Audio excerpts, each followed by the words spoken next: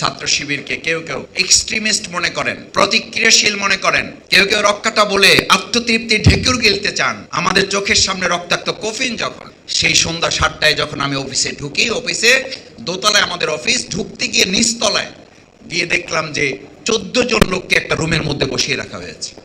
কারো গেঞ্জি নাই, কারো শার্ট নাই, কারো প্যান্ট পর্যন্ত নাই, শুধুমাত্র ছোট্ট একটা কাপড়ে তার আবরণ দেওয়া। কি হয়েছে? ঢোকার সাথে সাথে বলল, মাসুদ ভাই, এদেরকে পল্টন মোড়, এরা প্রত্যেকে হামলাকারী, এদেরকে ওখান থেকে ধরে নিয়ে আসা হয়েছে, শুধু আপনার নির্দেশনার অপেক্ষায় আছে এদের ব্যাপারে কি সিদ্ধান্ত দেওয়া হবে। আমার সাথে তখন 3 জন পরিষদের মেম্বার ছিলেন।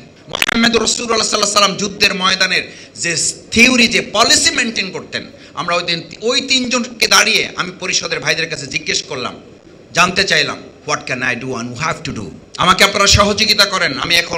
আমি নিজে আবেগ আপ্লুত, আপনারাও আবেগ আপ্লুত। আমাদের ভাইদেরকে তারা হত্যা করেছে, সেরকম 14 জনকে এখানে ধরে নিয়ে এসছে আমাদের ভাইয়েরা। পুলিশের কাছে দেওয়া হয় নাই, কারণ পুলিশ তখন আমাদেরকে সহযোগিতা করছে না।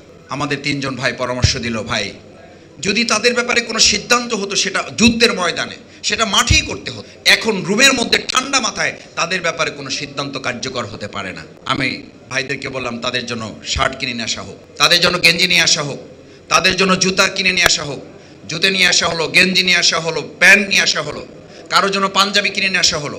নিয়ে এসে যখন তাদেরকে এগুলো সব গুছগাছ করে দিয়ে আমরা তাদেরকে ছেড়ে দিচ্ছি, ওই অবস্থায় ওখানেই 14 জনের মধ্যে 4 জন ভাই বললেন যে, ভাই আমাদের ভুলভ্রান্তি হয়েছে, হয় নাই, এ নিয়ে আলোচনা করতে চাই না। আপনাদের এই ব্যবহারে মুগ্ধ হয়ে আমরা আজকে থেকে ইসলামের সাথে কাজ করার জন্য প্রতিশ্রুতি দিচ্ছি।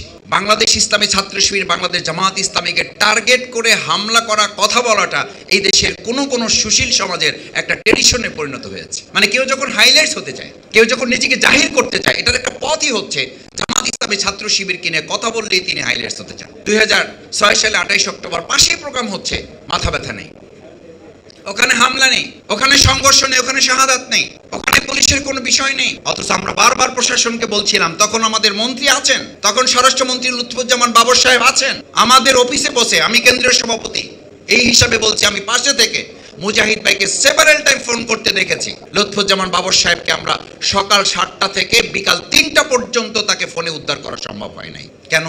সরকার আছে তো, তখন হস্তান্তর তো হয় নাই। 4 দলের জোটে আমরা আছি তো, নয়াপল্টন একটা প্রোগ্রাম চলমান, এত বড় সংঘর্ষ চলছে, কেন আমরা একসাথে এর প্রতিরোধ গড়ে তুলতে পারলাম না? কেন শুধু ছাত্র শিবির, কেন শুধু জামাত ইসলামীকে এটা মোকাবেলা করতে হলো? 2024 সালের জুলাই আগস্টে শুধুমাত্র জামাত ইসলামী ছাত্র শিবিরকে কেন নিষিদ্ধ হলো? এই প্রশ্নগুলো জাতির সামনে তুলে ধরা হবে এই কারণে যে বাংলাদেশের জন্য এমন একটা অ্যাসেট জামাত ইসলামী ছাত্র শিবিরকে আল্লাহ তাআলা করেছেন। যুগে যুগে কালে কালে সমস্ত দেশের শত্রুরা এবং আধিপত্যবাদীরা জামাত ইসলামী ছাত্র শিবিরকে টার্গেট করে কাজ করতে পছন্দ করে। এই পছন্দ করার অর্থই হলো বাংলাদেশের জামাত ইসলামী এবং ইসলামী ছাত্র শিবিরই হচ্ছে এই দেশের সবচেয়ে বড় সম্পদ, জনগণের ভালোবাসার বস্তু, এবং আগামী দিনে একটি মানবিক রাষ্ট্র বিনির্মাণের সবচেয়ে বড় প্রতিক্রিয়া হচ্ছে বাংলাদেশ ইসলামী ছাত্র শিবির, বাংলাদেশ জামাত ইসলামী।